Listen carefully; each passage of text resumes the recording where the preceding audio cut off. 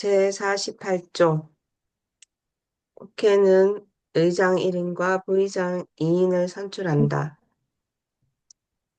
국회의장은 제1당에서 국회에는 의장이 1명, 부의장이 2명 있어요. 국회의장은 제1당에서 선출합니다. 부의장은 그 다음으로 규모가 큰 당에서 관례적으로 해요. 제2당에서 1명, 제3당에서 1명 이렇게 되게 하죠.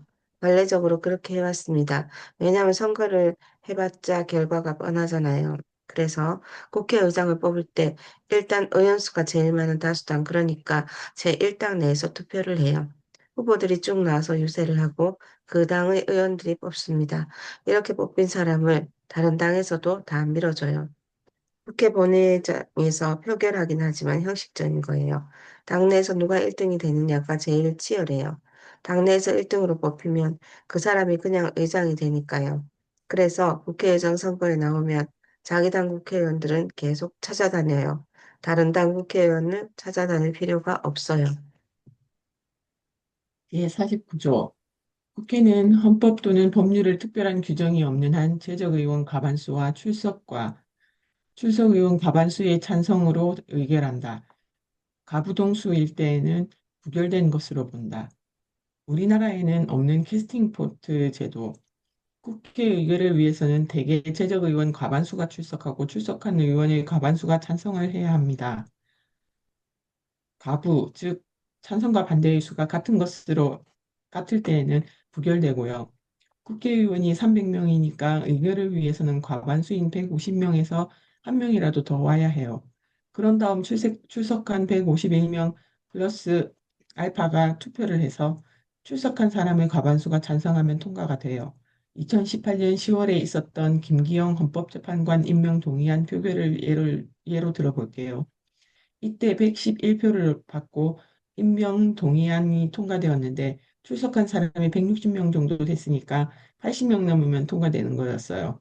전체 국회의원 300명 중에 3분의 1밖에 안 되는 수인데도 통과가 된다고 보면 됩니다.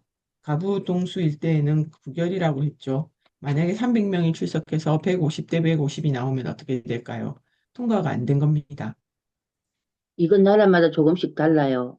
어떤 나라는 가와 부가 수가 같을 때 의장이 한 표를 더 행사할 수 있도록 하고 있어요. 이것을 캐스팅 보트라고 합니다. 우리나라는 헌법상 캐스팅 보트를 인정 안 해요.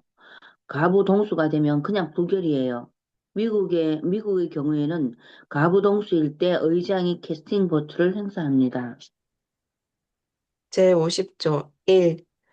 국회 회의는 공개한다. 다만 출석의원 과반수의 찬성이 있거나 의장이 국가의 안전 보장을 위하여 필요하다고 인정할 때에는 공개하지 아니할 수 있다. 2. 공개하지 아니한 회의 내용의 공표에 관하여는 법률이 정하는 바에 의한다. 국회 회의는 누구나 볼 수 있다. 국회에서 열리는 회의는 원칙적으로 공개입니다. 누구나 본회의장 방청을 신청해서 회의를 볼 수 있어요. 본회의장과 마찬가지로 상임의장도 방청 신청을 해서 허가를 받으면 다 볼 수 있습니다. 국회 방송에서 중계를 하면 TV로도 볼 수 있고요. 이렇게 공개를 원칙으로 합니다. 예외도 있어요. 국가의 안전 보장을 위해서는 공개하지 않을 수 있습니다. 이렇게 비공개로 진행된 회의 내용을 공개하기 위해서는 여러 가지 절차가 필요해요. 국회법에 이런 절차가 규정되어 있습니다. 참고로 현재 국회법에는 정보위원회 회의는 공개하지 아니한다라고 규정되어 있지만 헌법에 위배된다는 결정을 받았어요. 헌법에 국회 회의를 공개하는 것이 원칙으로 정해져 있기에 원칙적으로 비공개로 한다는 것은 위헌이라는 취지입니다. 그리고 예산결산특별위원회의 예산안 등 조정소위원회에서 예산안을 최종 조율하게 되어 있는데 마지막이 되면 소소위를 해요. 소위원회의 소위원회라는 뜻으로 국회법에 규정되어 있지 않은 것은 물론이고 국회 홈페이지 위원회 구성란에도 없어요. 예결위원장, 여야 간사와 기재부 등이 소규모로 참여하는 임의 협의체로 법적 근거가 없고 따라서 회의록도 남지 않아서 국민의 알 권리를 침해하고 밀실 합의를 한다는 비판을 매년 받고 있습니다. 제51조 국회에 제출된 법률안 기타에 의하는 회기 중에 의결을 되지 못한 이유로 폐기되지 아니한다. 다만 국회의원의 임기가 만료될 때에는 그러하지 아니한다. 국회의원 임기가 끝나면 발의한 법안도 함께 폐기된다. 국회의원이 법안을 발의했을 때 회기 중에 의결이 안 되었다고 해서 폐기가 되는 건 아니에요. 하지만 국회의원 임기가 끝나면 폐기돼 버리죠. 어떤 법안을 발의하고 나서 회기가 시작됐어요. 그런데도 불행하게도 그 회기 중에 법안 통과가 안 된 거예요. 그러면 이 법안이 어떻게 되냐고요? 폐기되지 않고 계속 살아있어요. 그럼 언제 폐기될까요? 국회의원 임기가 끝나면 예를 들어 21대 국회가 끝났을 때 전부 폐기돼 버립니다. 국회의원 임기 4년이 끝나면 그동안 발의한 법안도 모두 없어져 버려요. 실제로 21대 국회의원 임기가 끝나면 통과되지 못한 채 쌓여있던 16,494건 정도의 법안이 싹 폐기되었습니다. 그럼 22대 국회가 시작되면 어떤 일이 벌어질까요? 경쟁이 시작되겠죠. 폐기된 법안 가운데 좋은 거 주어서 자기가 딱 발의하는 거예요. 다른 사람이 발의했던 거라도 이미 폐기된 건데 뭐 어떠냐면서 주워서 발의하는 경우가 굉장히 많습니다. 그래서 손이 빠른 보좌관들이 필요하다고 그래요. 시작하자마자 좋은 법안들을 쫙 주워서 엄청나게 빠른 속도로 발의해버려요. 티나지 않게 조금씩 바꾸려면 손이 빨라야 돼요. 국회 경험도 많고 잘하는 보좌관들을 초선 의원들이 많이 영입하는 이유가 이런 작업을 하는데 많은 도움이 되거든요. 제52조. 국회의원과 정부는 법률안을 제출할 수 있다. 법안 발의는 국회의원 한 명이 할 수 없다. 법률안 제출은 국회의원하고 정부가 할 수 있습니다. 그런데 국회의원이 법률안 제출할 때 혼자서 되는 게 아니에요. 10명이 그 법안에 서명을 해야 제출 가능합니다. 총 10명이니까 제가 법안 제출한다고 치면 동료 의원 9명의 사인이 더 필요해요. 정부는 달라요. 그냥 정부에서 내면 됩니다. 우리랑 같은 대통령제를 채택하고 있는 미국을 보면 정부가 법률안 제출을 못해요. 대통령제의 핵심은 삼권 분립을 지키기 위해 입법부의 대표적인 권한인 법률안 제출권을 정부가 가질 수 없다는 게 미국의 철학이에요. 그런데 우리 정부는 법률안을 낼 수 있어요. 행정부지 입법부가 아닌데도 말이에요. 그래서 우리나라의 대통령제를 변형된 대통령제라고들 합니다. 대통령의 힘이 굉장히 세서 의회의 권한까지도 몇 개 가지고 있어요. 물론 정부의 법률안 발의 절차는 국회의원의 그것보다는 훨씬 복잡한데요. 먼저 법령안을 입안하면 관계부처 기관과 협의를 걸쳐 영향 평가를 진행한 후 입법 외고를 통해 의견을 수렴하고 규제 심사, 법제처 심사를 거칩니다. 마지막에는 차관회의와 국무회의 심의를 거치고 대통령이 제거한 후 국회에 제출됩니다. 그러면 국회에서 다른 법률안과 같은 방법으로 심의한 후 의결하면 국무회의를 거쳐 공포하게 됩니다. 복잡한 입법 과정으로 인해 정부가 만든 법안을 국회의원에게 제안하여 의원이 발의하게 하기도 하는데 이렇게 정부 요청으로 발의된 법안을 정부 입건이라는 별칭으로 부르기도 합니다. 제53조 1. 국회에서 의결된 법률안은 정부에 이송되어 15일 이내에 대통령이 공포한다. 2. 법률안에 의의가 있을 때는 대통령은 제1항의 기간 내에 이의서를 붙여 국회로 환부하고 그 제의를 요구할 수 있다. 국회의 폐회 중에도 또한 같다. 3. 대통령은 법률안의 일부에 대하여 또는 법률안을 수정하여 제의를 요구할 수 있다. 4. 제의 요구가 있을 때는 국회는 제의에 붙이고 제적의원 과반수의 출석과 출석의원 3분의 2 이상의 찬성과 같이 의결을 하면 그 법률안은 법률로서 확정된다.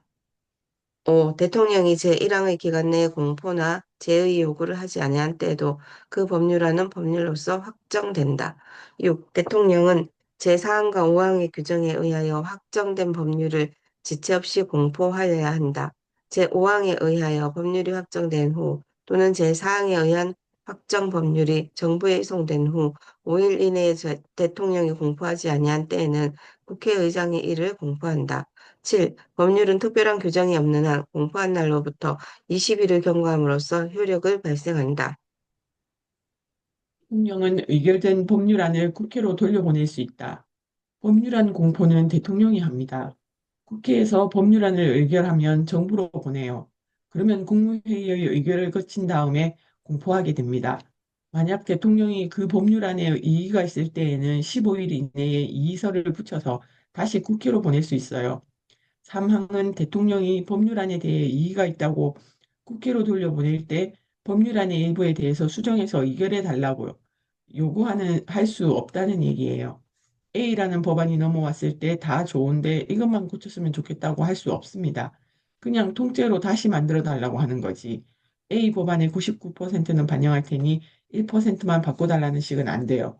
왜냐하면 그렇게 할 수 있다면 대통령이 입법권의 큰 부분 국회에서 의결한 법안을 수정하는 권한을 가지기 때문이에요.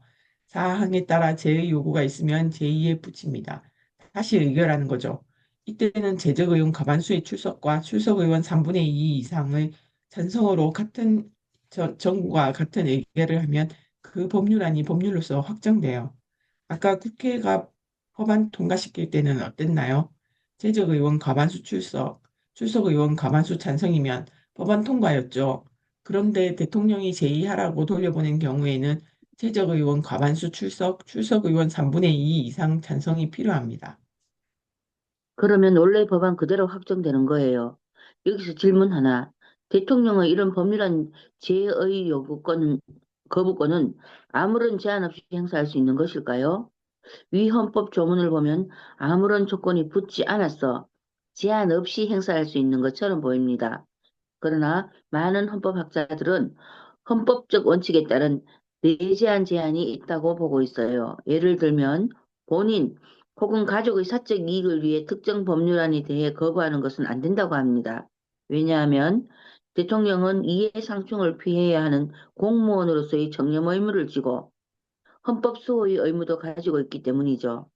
윤석열은 25번의 거부권을 행사했는데 이 가운데 자신과 자신의 부인이 받고 있는 의혹에 대한 특검을 내용으로 한 법안을 거부한 것이 총 6번입니다. 김건희 특검법 3번, 최혜병 특검법 3번, 이 경우들 모두 이해상충에 해당한다고 할 수 있어요. 그렇다면 내재적 한계를 넘어선 거부권 행사를 유연적 권한 행사로 볼 수 있습니다. 대통령은 국회에서 보낸 법률을 15일 이내에 공포해야 합니다. 그런데 대통령이 15일 이내에 공포도 안 하고 국회로 돌려보내지도 않으면 어떻게 될까요? 그대로 확정됩니다. 공포 안 해도 확정돼 버려요. 5항의 취지는 국회에서 의결해 보낸 법률안을 대통령이 묵혀두면 안 된다는 거예요. 6항을 보면 대통령이 해야 할 일이 또 있어요. 확정된 법률은 공포를 해야 됩니다. 7항에서는 공포한 날로부터 20일이 지나면 효력이 발생한다고 되어 있어요. 특별한 규정이 없는 한 그렇습니다. 특별한 규정을 두면 어떻게 될까요? 특별하게 이 법은 공포 후 5일 내 효력을 가진다고 하면 5일이 지나면 바로 효력이 발생해요. 만약 이 법은 공포 후 2년이 지난 다음에 효력이 발생한다고 되어 있으면요. 그런 규정이 있으면 그 규정에 따릅니다. 김영란법이 그랬어요. 통과된 다음에 바로 효력이 발생한 게 아니라 1년 반 정도 유예 기간이 지나고 나서 효력이 발생하기 시작했습니다. 특별한 규정을 뒀기 때문이에요. 이 법이 2015년 3월 3일 통과됐는데 특별한 규정이 없었다면 2015년 3월 23일에 효력이 생겼겠죠. 하지만 1년 반 뒤 효력을 가진다고 특별한 규정을 뒀어요. 그 기간 동안 국민들이 김영란법에 대해 알게 됐고 법 시행을 앞두고 한우 포장 세트의 포장 단위를 조정하는 등의 준비를 할 수 있었어요. 이처럼 법 시행과 함께 제도 정비도 많이 돼야 할 필요가 있는 경우에 유예 기간을 둡니다. 사업장의 중대재해 발생 시 의무를 다하지 않은 경영 책임자들에게 책임을 묻는 중대재해처벌법도 2021년 1월에 통과됐지만 50일 이상 사업장 및 공공기관은 1년 뒤인 2022년 1월에 시행됐어요. 50인 미만 사업장 및 5인 이상 사업장은 2년 유예해서 2024년 1월에 순차적으로 시행하게 특별 규정을 뒀죠. 각 사업장들이 법 시행에 대비할 수 있게 해주기 위해서입니다. 제54조 1. 국회는 국가 예산안을 심의 확정한다. 2. 정부는 회계 연도마다 예산안을 편성하여 회계 연도 개시 90일 전까지 국회에 제출하고 국회는 회계 연도 개시 30일 전까지 이를 의결하여야 한다. 3. 새로운 회계 연도가 개시될 때까지 예산안이 의결되지 못할 때에는 정부는 국회에서 예산안이 의결될 때까지 다음의 목적을 위한 경비는 전년도 예산에 준하여 집행할 수 있다. 1. 헌법이나 법률에 의하여 설치된 기관 또는 시설의 유지, 운영. 2. 법률상 지출 의무의 이행. 3. 이미 예산으로 승인된 사업의 계속. 예산안 정부가 짜고 국회가 심의하고 국회는 국가 예산안을 심의 확정한다. 이 짧은 문장 안에 굉장히 심오한 진리가 담겨 있습니다. 국가 예산안은 누가 짭니까? 예산안을 짤 권한은 정부가 갖고 있습니다. 엄격한 상권 분리 국가인 미국은 어디서 예산안을 짤까요? 국회가 짜요. 그런데 우리나라는 예산안을 어디서 짠다고요? 정부가 짭니다. 정부에서는 짠 예산안을 정부에서 짠 예산안을 국회는 단지 심의만 해요. 지금도 국정감사가 끝나면 예산 시즌이 시작되고 심의 절차가 시작됩니다. 예산안은 어떻게 짜냐 하면 정부의 모든 부처가 예산안을 짜서 기재부, 기획재정부에 보내요. 기재부는 각 부처가 보내온 예산안을 종합하여 국가 예산안을 편성하고 집행하는 것을 관리, 감독하는 일을 합니다. 그렇게 기재부가 전체 예산안을 만들어서 국회로 넘깁니다. 이 항에는 예산안 짜는 방법이 나와 있어요. 정부가 회계연도마다 예산안을 편성해서 회계연도 개시 90일 전까지 국회에 제출해야 합니다. 자, 회계연도라고 하면 연단이니까 90일 전까지 보내라는 건 9월 말에 제출하라는 얘기예요. 다음에 시작되기 90일 전이니까 9월 말이어야 하겠죠.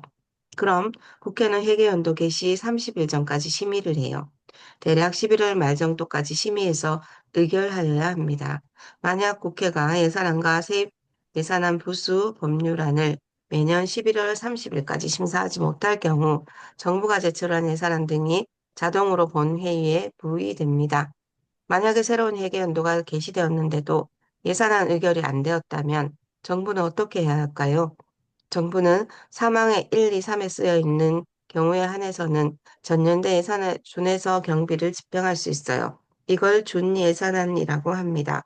전년도 예산에 준하여 집행하기 때문에 그렇게 부릅니다. 예를 들어 올해가 됐는데도 올해 예산안이 의결이 안 된다면 전년 예산안이랑 똑같은 돈을 쓰게 돼요.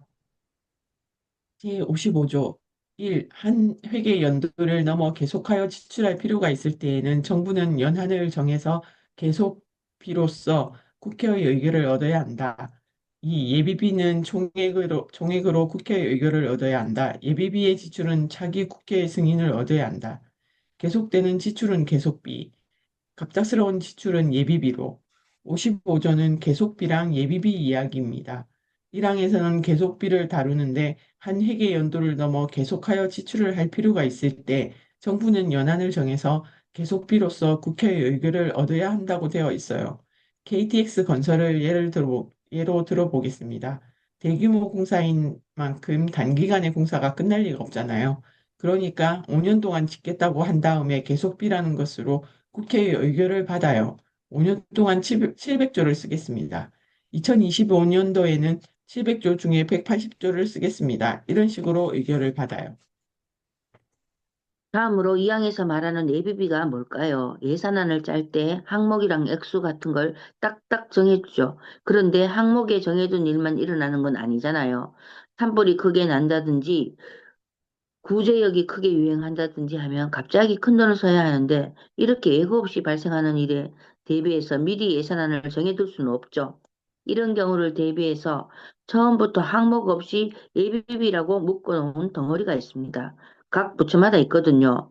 농림축산식품부는 예비비 100억, 해양수산부 예비비 1000억 이런 식으로요. 이렇게 묶어놓았다가 쓸 일이 생기면 일단 쓴 다음에 다음 국회의 승인을 받아야 합니다. 예비비를 제대로 썼는지 안 썼는지 국회가 감동하라는 얘기죠. 그래서 함부로 쓸 수 없어요. 허투루 쓰면 국회가 가만 안 두죠. 다음 예비비 편성 때 허투루 쓴 만큼 깎아버립니다. 공무원 징계를 요구하는 경우도 있고요. 예산 집행이 잘못되었을 때 국회법상 그 공무원에 대한 징계 요구 권한도 있거든요. 그럼 예비비가 많이 남았을 때는 어떻게 해야 할까요? 다시 국고로 돌아갑니다. 제56조. 정부는 예산의 변경을 가질 필요가 있을 때에는 추가 경정 예산안을 편성하여 국회에 제출할 수 있다. 추경으로 중간에 예산을 바꿀 수 있다. 예산안이 다 결정되고 나서 변경이 필요할 수도 있겠죠. 예비비 안에서 쓸 수 있는 성격의 것이 아니라면 예산 자체를 변경해야 하는데 이렇게 중간에 예산을 변경해서 편성하는 게 추가 경정 예산이에요. 줄여서 추경이라고 합니다.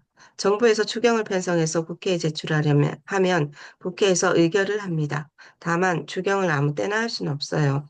전쟁이나 대규모 재해, 재난 및 안전관리기본법 제3조에서 정의한 자연재난과 사회재난의 발생에 따른 피해를 말한다.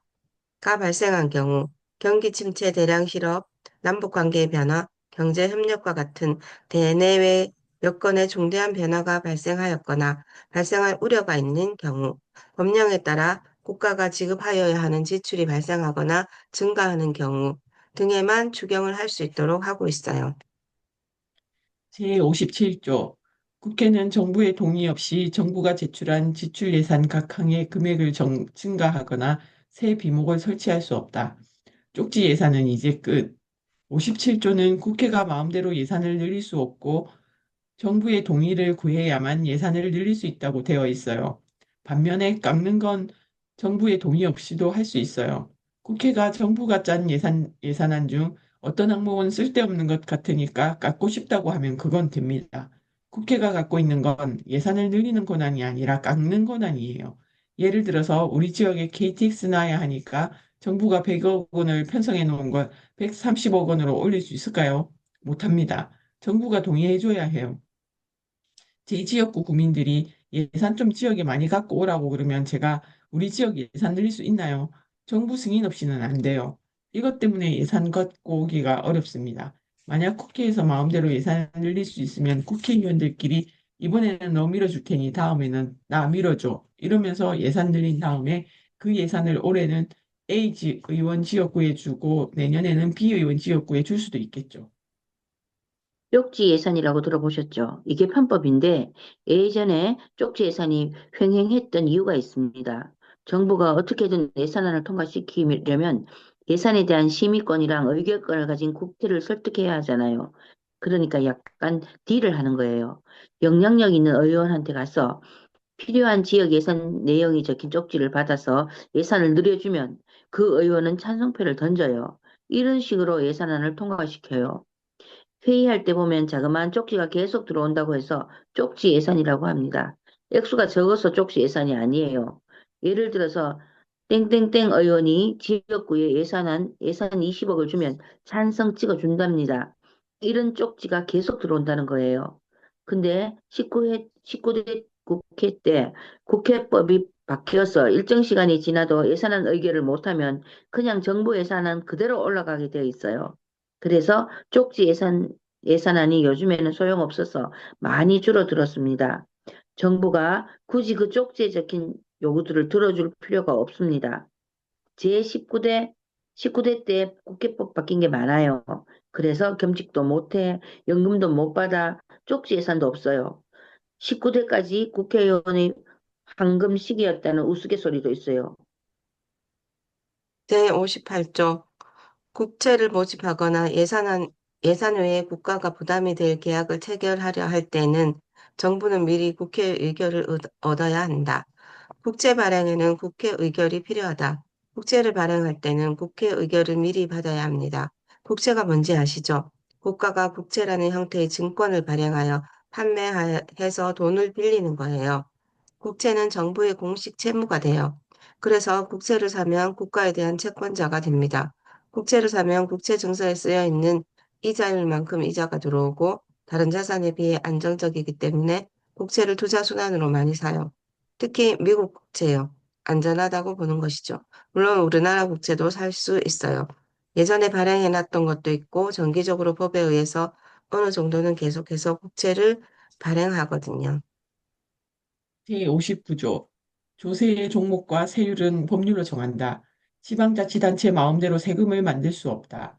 어떤 명목으로 세금을 거둘 건지, 세율을 어느 정도로 할 건지는 법률로 정해야 합니다. 이게 바로 조세법률주의예요. 이미 말씀드린 바 있지요. 법률이 아닌 조례로 정할 수 있나요? 없습니다. 조례는 지방자치단체에서 만드는 법이라고 했죠. 예를 들어서 서울시가 돈이 필요하다고 해서 새로운 세금을 만들어서 서울 시민에게 거두려고 해요. 이게 가능할까요? 가능하지 않죠. 법률이 아니면 안 되거든요. 제60조 국회는 상호 원조 또는 안전보장에 관한 조약, 중요한 국제조약 조직에 관한 조약, 우호 통상 항해 조약, 주권의 제약에 관한 조약, 광화 조약, 국가가 국민에게 중대한 재정적 부담을 지우는 조약 또는 입법사항에 관한 조약의 체결 비준에 대한 동의권을 가진다. 2. 국회는 선전포고, 국군의 외국의 파견 또는 외국 군대의 대한민국 영역 안에서의 주류에 대한 동의권을 가진다. 판문점 선언, 국회 동의가 필요하다. 중대적 재정적 부담을 지우는 조약을 체결하고 비준할 때 국회의 동의를 받아야 합니다. 선전포고를 하거나 국군을 외국에 파견할 때 등도 국회 동의가 필요하고요. 그래서 남북 판문점 선언에 대해서 국회의 동의를 받아야 한다고 하는 거예요. 문재인 대통령이 판문점 선언을 국회가 동의해달라고 TV에 나와서 얘기했죠. 6조에서 뭐라고 했어요? 헌법에 의해 체결된 공포된 조약은 국내법과 같은 효력을 가진다고 했잖아요. 국회에서 동의를 해줘야 헌법에 의해서 체결된 선언이 될 수 있습니다. 그래서 동의가 필요해요. 또 재정적 부담 측면에서도 국회 동의가 필요합니다. 그런데 국회가 아직 동의 안 해줬습니다. 노무현 대통령의 14선언도 동의 못 받았고, 김대중 대통령 때 6.15 남북 공동선언도 결국 국회 동의를 못 받았어요. 판문점 선언을 이행하려면 돈이 엄청나게 들 거다, 버죽이다, 돈 낭비다 라고 말하는 분들도 있어요. 그런데 조선일보가 2014년에 연재했던 통일이 미래다라는 기사만 봐도 통일이나 남북 경제협력은 경제적으로 남는 장사거든요. 박근혜 전 대통령도 통일은 대박이라고 했잖아요. 예를 들어서 베트남에 진출한 공장 많잖아요. 그런데 베트남 노동자에게 주는 것보다 적은 돈으로 북한 노동자들에게 일을 시킬 수 있습니다. 개성공단에 들어갔던 한국 기업들 어때요? 개성공단에 다시 안 들어가겠다고 하는 기업 없답니다. 다들 개성공단 제가 해서 다시 들어가게 해달라고 해요. 5억 달러 투자해서 30억 달러를 갖고 왔답니다. 개성공단 기업협회 추산 6배를 갖고 왔어요. 경제 협력을 하면 우리가 손해볼 게 없어요. 북한의 입장은 제재가 풀려 개방이 되어도 남한 돈으로만 개발하지 않겠다는 거예요. IMF 세계개발은행에 가입해서 그 기구의 돈으로도 개발하겠다고 합니다. 미국도 지금 북한에 투자하려고 혈안이 되어 있대요. 경제 협력할 때 드는 돈은 낭비가 아니라 투자입니다. 제61조 국회는 국정을 감시하거나 특정한 국정 사안에 대하여 조사할 수 있으며 이에 필요한 서류의 제출 또는 증인의 출석과 증언이나 의견의 진술을 요구할 수 있다. 이 국정감사 및 조사에 관한 절차 기타 필요한 사항은 법률로 정한다. 정기적으로는 국정감사, 특정 사안에 대해서는 국정조사, 61조는 국정감사와 국정조사 얘기입니다. 우선 국회가 국정을 감사하거나라는 건 국정감사예요. 특정한 국정 사안에 대하여 조사할 수 있으며라는 건 국정조사고요. 둘이 무슨 차이냐 하면 국정감사는 매년 정기적으로 하는 거고 국정조사는 특정한 사안이 생겼을 때 조사권을 발동해서 하는 것입니다. 박근혜 전 대통령 때 최순실 사태에 대해서 국정조사를 했었죠. 최근에는 윤석열의 비상계엄과 관련된 국정조사가 진행된 바 있어요. 국정감사랑 국정조사는 어떻게 하느냐를 법률에 정해놓았는데 이 법률이 바로 국정감사 또는 조사에 관한 법률입니다. 제62조 1. 국무총리, 국무위원 또는 정보위원은 국회나 그 위원회에 출석하여 국정 처리 상황을 보고하거나 의견을 진술하고 질문에 응답할 수 있다. 2. 국회나 그 위원회의 요구가 있을 때에는 국무총리, 국무위원 또는 국무위원은 정부위원은 출석 답변하여야 하며 국무총리 또는 국무위원이 출석 요구를 받았을 때에는 국무위원 또는 정부위원으로 하여금 출석 답변하게 할 수 있다. 국무위원, 장관, 1항에서 국무총리, 국무위원, 정부위원이 나와요. 국무총리에 관해서는 나중에 자세히 이야기할 테니 국무위원 이야기를 먼저 해볼게요. 국무회의를 구성하는 사람을 국무위원이라고 합니다. 각부의 장관들이 기본적으로 국무위원이에요. 그리고 이 위에 장관이 아니지만 국무위원 자격으로 국무회의에 참석하는 사람이 있어요. 이들은 이전에는 무임소장관 또는 정무장관이라 불리기도 했으나 현재는 존재하지 않습니다. 이렇게 장관이 아닌 사람도 국무위원인 경우가 있으니까 국무위원이 장관보다 더 넓은 개념이죠. 다음으로 정부위원은 뭘까요? 차관입니다. 차관은 국무회의에 들어가지 않으므로 국무위원이 아니라 정부위원이라고 합니다. 1항을 보면 국무총리, 국무위원, 정부위원 등은 국회나 그 위원회에 출석해서 얘기할 권한이 있어요. 반면 국회나 위원회가 이 사람들 보고 와서 얘기하라고 명령할 권한도 있어요. 2항이 이 내용이에요. 자기가 원할 때 나와서 얘기할 수 있고 나오기 싫어도 국회에서 부르면 나와야 합니다. 국회 상임위가 열리면 상임위원장을 기준으로 오른쪽에 여당이 앉고 왼쪽에 야당이 앉습니다. 상임위원장 맞은편에는 누가 앉을까요? 여기에 엄청나게 많은 의자가 놓여 있는데 국무위원 자리예요. 장관들이 여기 앉아요. 뒤에 차관들, 국장들, 실장들이 쫙 앉아요. 상임위가 열리면 장관들이 다 옵니다. 왜 올까요? 제2항에 의해 오라고 하면 와야 해요. 법사위, 환노위, 기재위, 문체위, 교육위, 산자위, 외통위, 보복위 등 10개가 넘는 상임위가 있는데 특히 법사위가 진풍경이에요. 모든 상임위의 법이 여기를 다 거치다 보니 모든 국가기관의 장관에게 출석을 요구할 수 있거든요. 그래서 온갖 장관들이 다 와요. 아무튼 이 상임위에서 국회의원들이 법안을 심사하다가 장관들에게 질문을 해요. 이 법은 내가 보기에 쓸모없는 것 같은데 어떻게 생각하십니까? 쓸모 있습니다. 왜 그렇게 생각하십니까? 이런 식으로 진행됩니다.